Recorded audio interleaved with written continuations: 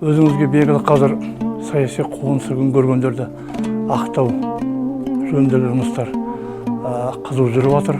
Оның негізгі мақсаты кезінде жасаусыз кеткен жандардың бәрін ақтап алу, мүмкіндігінше олардың осы күнгі қалған ұрпақтарына жаңа сол кезде кеткен саяси қателіктердің бәрін көрсету. Мысалы айту керек, 1920-40 жылдардың арасында 20 жылдың ішінде біздің тек қана Павлодар облысынан 4000 адам жазаға ұшыраған. Оның ішінде атылғандары да бар.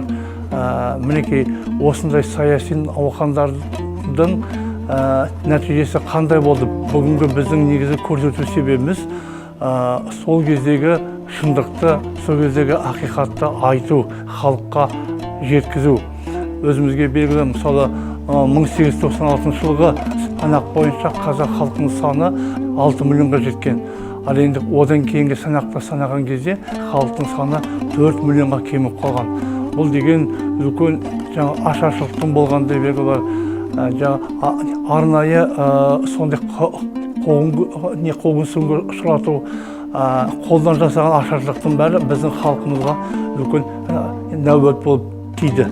Ендігі біздің айтарымыз осыларды жарыққа шығарып, мақала қылып жазу, халыққа жеткізу, келер ұрпақ мұндайды көрмеуге тиісті деген ойдың төңірегінде осындай үнлер қазір іске істеліп жатыр.